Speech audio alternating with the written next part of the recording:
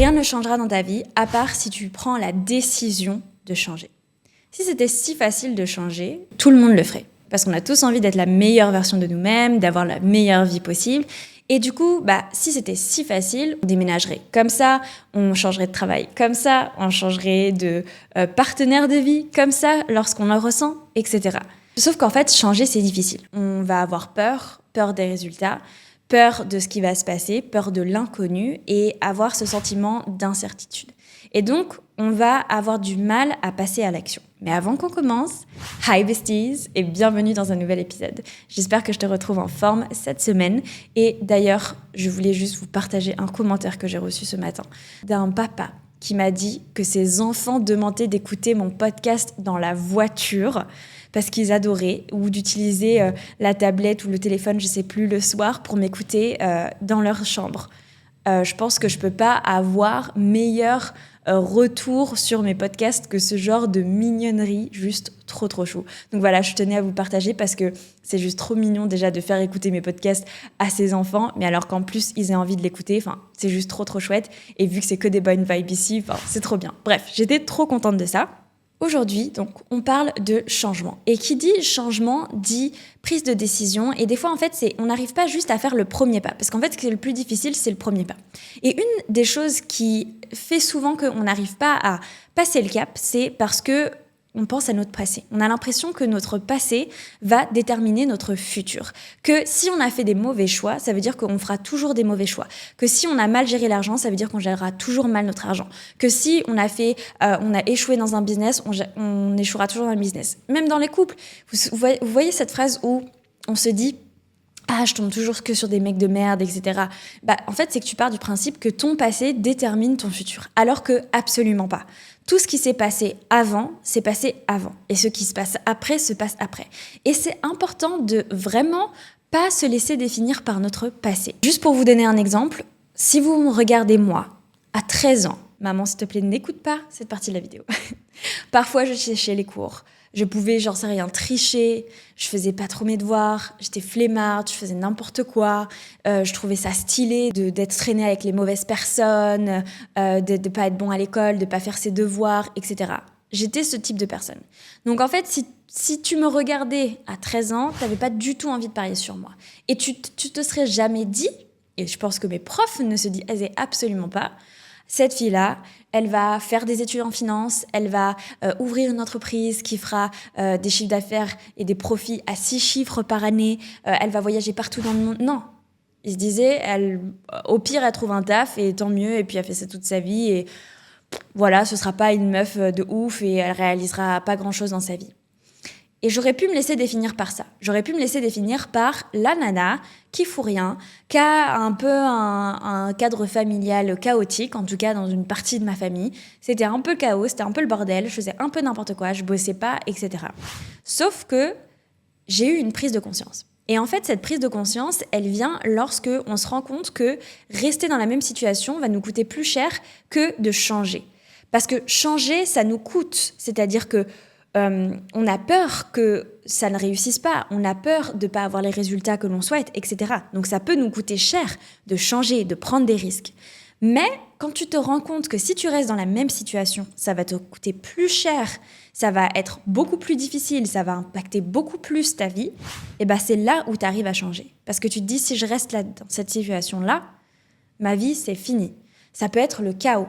C'est-à-dire que si j'avais continué à traîner avec les mêmes personnes, si j'avais continué à avoir la même relation avec le travail, si j'avais continué à un peu sortir, sécher les cours, vouloir sortir, etc., être dans ce mindset-là, j'aurais sûrement pas fait les études que j'aurais fait, je serais sûrement pas entourée des personnes qui m'entourent actuellement, je serais pas du tout sûrement épanouie dans ma vie, parce que sûrement j'aurais des envies que j'ai maintenant, mais je ne m'en sentirais pas du tout en capacité de les réaliser. J'aurais eu un impact gigantesque sur ma vie si j'étais restée dans la même situation. J'aurais pas eu les opportunités que j'ai pu avoir, etc.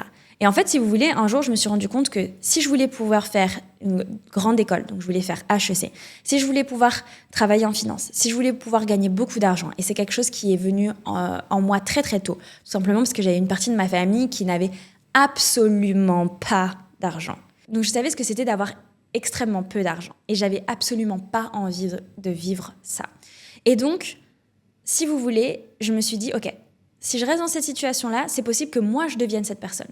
Que moi, je consomme beaucoup d'alcool, je sorte avec des personnes qui ne me conviennent pas, que peut-être je me retrouve dans des situations, j'en sais rien, de délinquance, etc., que j'ai des problèmes avec la justice. Bref, je pouvais partir très très mal si je continuais sur la même lancée. Honnêtement, ça allait parce que j'avais 13 ans. Mais si tu gardes le même niveau et que tu en as 16, 17, 18, 20, ça peut être catastrophique.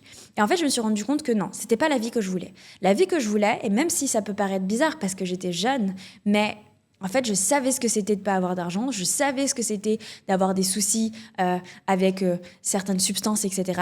Et j'avais absolument pas envie de ça. Et je me suis dit, si j'ai des enfants, encore moins. Je veux encore moins qu'ils vivent ça.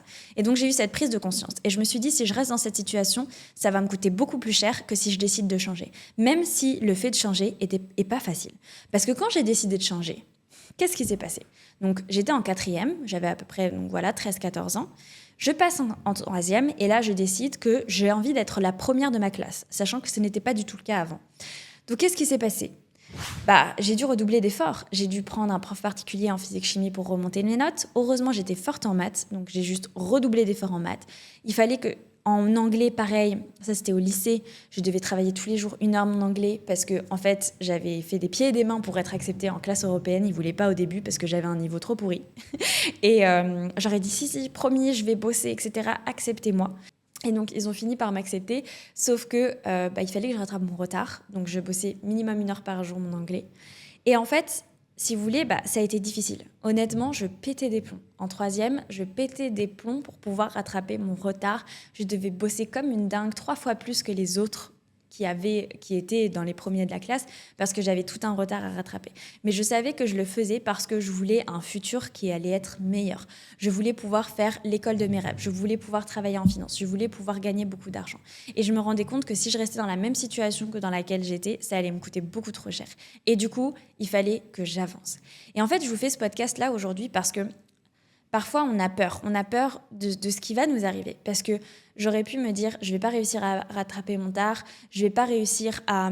peut-être les autres vont se moquer de moi, je vais trop souffrir à vouloir rattraper mon retard, à travailler comme une dingue, etc. Mais en fait, lorsque tu comprends l'impact que ça a sur ta vie, c'est là où tu arrives à faire le premier pas. Parce que tu te dis, peu importe en fait ce qui se passe, je suis prêt à l'affronter parce que je veux absolument pas rester dans cette situation.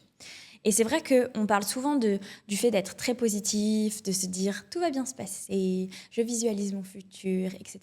Mais il y a un truc qui est très très fort aussi, et c'est ce que j'ai envie de vous partager dans cet épisode, c'est que quand tu sais ce que tu veux pas, ça devient très très clair et tu es prêt à faire tout ce qu'il faut pour éviter cette situation, pour ne pas être dans cette situation, pour ne pas la vivre, pour ne pas la créer et la recréer.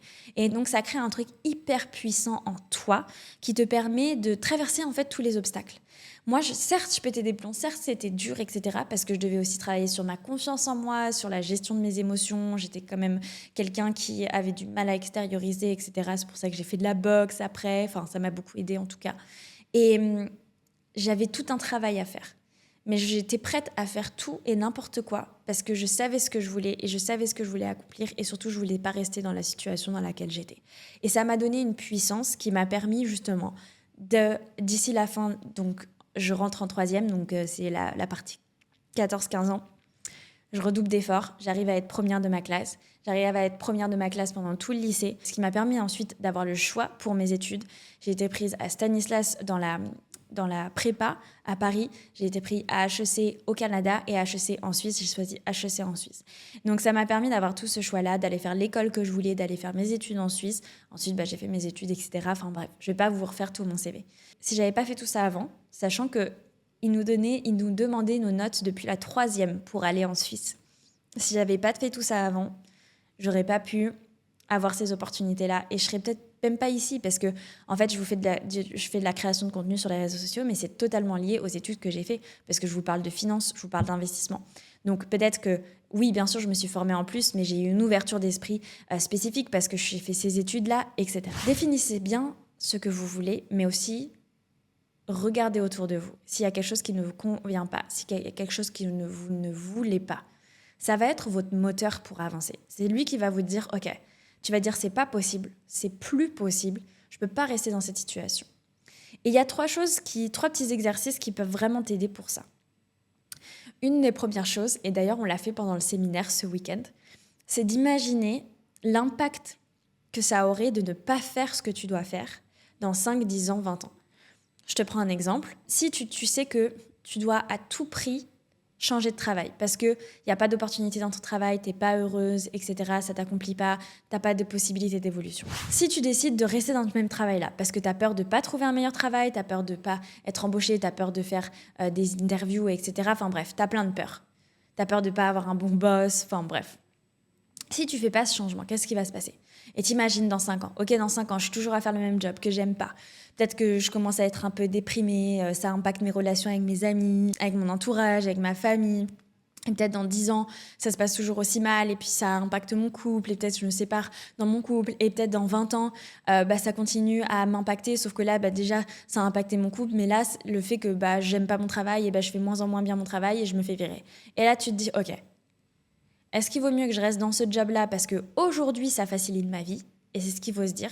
C'est que trouver des excuses, ça va faciliter ta journée, certes, mais ça rendra plus difficile ton avenir. Parce que oui, là, tu vas être un peu plus confortable de te trouver une excuse et de rester dans le même job, mais je peux te dire que dans 5 ans, quand on pourra plus de voir ton boss, quand on pourra plus de voir tes collègues, plus de faire tes tâches répétitives que tu n'aimes pas, là, tu te diras, j'aurais aimé changer de travail quand je pouvais. J'aurais aimé faire une formation à l'époque et j'aurais dû faire une formation à l'époque et changer de travail, changer de secteur, etc. Donc en fait, il faut le faire maintenant. Il faut passer à l'action maintenant. Et très souvent, quand tu réfléchis, et ça c'est un peu le deuxième exercice, c'est regarder le pire et le meilleur scénario. Et en fait, souvent, tu te rends compte que le pire scénario, il n'est pas si dramatique que ça. Quand j'ai pris la décision, par exemple, de refuser une offre d'emploi qui m'avait été faite quand j'étais encore... donc, j'avais perdu mon job, je n'avais pas de job, j'étais au début de l'entrepreneuriat, je ne gagnais pas assez avec l'entrepreneuriat, et on me fait une proposition de job, je fais l'entretien, etc., je suis prise, on me fait cette proposition. Et là, je décide de refuser alors que j'étais prise au poste. Et le pire scénario qui pourrait arriver, c'est ma boîte, elle ne prend pas, l'entrepreneuriat, ça ne prend pas, et... au pire, je retrouve un autre job. J'ai été prise dans celui-là, je peux être prise dans d'autres.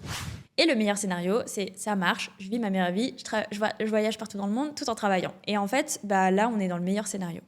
Donc, en fait, j'étais OK avec les deux. Et ça, c'est un exercice qui est vraiment bien. C'est que quand il y a un changement, des fois, on dramatise un peu le pire scénario. On se fait un peu des films dans notre tête. Mais si concrètement, on se pose et on essaye de regarder quel est le pire scénario, généralement, il n'est pas si dramatique que ça. Surtout, par exemple, dans des situations comme les nôtres, où on est en France, où on a le chômage, on a des aides, etc. C'est rare que tu te retrouves dans une situation qui soit vraiment, vraiment dramatique. À part, bien sûr, si tu t'es mal débrouillé, s'il y a des emprunts, etc. Mais la plupart du temps, on a quand même beaucoup d'aide et beaucoup de soutien. Donc, si tu t'organises bien, le pire scénario, il n'est pas si dramatique. Et le meilleur, il pourrait être vraiment chouette. Et enfin, le numéro 3, c'est de regarder tout ce que ce changement, il va m'apporter. Et en fait, je me dis, des fois, on n'a pas exactement le résultat qu'on a envie d'avoir. Et c'est OK. Parce qu'il n'y a pas que le résultat qui compte. Le chemin compte tout autant. Ce que je partage tout le temps, c'est que peu importe à quel stade j'étais, j'ai toujours été très, très, très satisfaite de ma vie, fière de moi, fière de ce que je réalisais. Alors, peut-être que maintenant, certaines personnes vont beaucoup plus admirer dans la position dans laquelle je suis parce que je gagne plus, parce que je peux voyager partout dans le monde, parce que j'ai un niveau de vie qui est chouette, etc. Mais ce qu'il faut se rendre compte, c'est qu'il y a une évolution derrière. Et que par exemple, quand j'ai eu mon premier salaire en tant qu'employée, donc je crois que j'étais à peu près autour de 5 000 €, quelque chose comme ça, j'étais super contente et super fière de moi parce que c'était déjà un truc de ouf qu'en sortie d'université, j'ai un poste. Alors, je travaille en Suisse, je précise, pas en France. Je gagnais 5 000 € par mois. J'étais extrêmement contente et extrêmement reconnaissante. Et c'était déjà un parcours de dingue, surtout qu'en plus, j'ai eu des opportunités au début. Je suis allée aux États-Unis avec la boîte pour laquelle je travaillais avec les Américains. Enfin, c'était un truc de ouf. Et après, au fur et à mesure du temps, j'ai voulu créer mon entreprise. Alors certes, je travaillais beaucoup, mais j'étais aussi super contente d'avoir ce projet, de pouvoir aussi dire à mes amis, venez, on fait le shooting, etc. Et d'ailleurs, mes amis qui me soutiennent tout le temps dans tous les projets, enfin, je suis trop contente de ça. Mais si vous voulez, au fur et à mesure du temps, j'ai toujours été super satisfaite de chaque situation dans laquelle j'étais. Et là, j'adore ma vie. Enfin, je me dis, j'ai une vie absolument de dingue et je vais encore évoluer et dans 2 ans, 3 ans, je serai encore un niveau au-dessus, etc. Mais en fait, à chaque niveau où je suis pleinement épanouie et aussi parce que je suis aussi constamment en mouvement et aussi parce que je ne suis pas... j'apprécie ma croissance et je ne suis pas pressée non plus d'atteindre le résultat. En fait, il y a des personnes qui voient que le résultat et du coup qui veulent pas passer par l'étape 0. Je discutais avec une personne qui me disait ouais, mais attends, si je me mets à vendre des e-books, ça se trouve, je vais gagner 200 euros. Et je lui disais, mais tu crois que moi, je gagnais combien la première fois que j'ai vendu quelque chose sur les réseaux sociaux? J'ai gagné, allez, peut-être 300 euros et j'étais ultra contente. Mais en fait, les gens, ils te connaissent pas. T'as pas prouvé ta valeur. Tu apprends aussi, parce que c'est tout le début où tu crées ton premier e-book, tu crées ta première formation, c'est pas la meilleure. Pourquoi est-ce que d'un coup, ça ferait un boom? Oui, ça peut être le cas pour certaines personnes, mais la plupart d'entre nous, il faut commencer en bas, il faut apprendre, il faut s'améliorer, etc. Et c'est tout à fait normal. Et il faut apprécier ce processus. Il faut apprécier de se dire, je suis partie de 0 vente à 1 vente, puis de 1 vente à 2 ventes, puis après j'ai réussi à en faire 10 par mois, plus 20, plus 30, etc. Il faut voir sa progression et en fait voir les petits résultats avant de se dire ouais il faut que je fasse 10 000 euros par mois ou rien parce que sinon c'est de la merde. Non, moi j'ai mis du temps avant de faire 10 000 euros par mois. Certes j'ai fait 10 000 euros de chiffre d'affaires le premier mois avec mes bonnets chauffants mais j'ai pas du tout reçu 10 000 euros sur mon compte parce qu'il y avait beaucoup de frais qui étaient engagés, etc.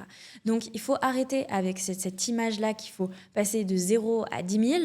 Il faut franchir les étapes et c'est ok et apprécier le processus parce qu'il y a plein de trucs chouettes. Tu vas découvrir, apprendre plein de choses et si t'as pas en fait le résultat exactement que tu attends, tu vas quand même être satisfait parce que tu vas voir au fur et à mesure du temps toutes les choses que tu vas apprendre, que tu vas découvrir. Tu vas sûrement aussi peut-être changer le résultat que tu veux parce que tu vas être ouverte à de nouvelles opportunités et du coup tu vas dire ok ça c'est possible, ça je vais pouvoir le faire, etc.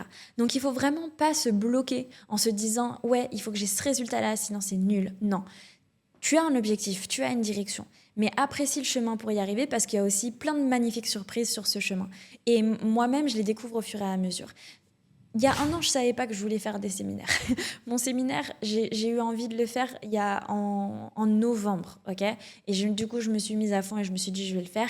Et donc, on est à peu près 6 mois plus tard et je le réalise. Il y a des choses qui vont venir au fur et à mesure du temps. Ce qu'il faut juste, c'est apprécier le processus. Et tu vas voir que tu vas avoir plein de pépites qui vont venir à toi au fur et à mesure du temps et tu vas kiffer. Donc si tu hésites à faire un changement dans ta vie, à passer à l'action, à évoluer et voilà, et faire des choix qui vont être impactants, n'hésite pas, fais-le. La vie est remplie de choix, mais elle est aussi remplie d'opportunités et il faut faire confiance dans la vie parce que si tu sais où tu vas, si tu connais ta direction, si tu es en accord avec tes valeurs, la plupart des choses qui t'arriveront, elles seront absolument magnifiques. Et s'il y a des choses difficiles qui arrivent, elles seront là pour t'apprendre une leçon et pas pour te mettre 6 pieds sous terre. Elles seront vraiment là pour te guider, t'apprendre et te permettre de toujours avancer plus. Je vous remercie en tout cas, j'espère que cet épisode il vous aura plu. Moi je vous souhaite en tout cas une très très belle semaine et je vous dis à très bientôt. Ciao.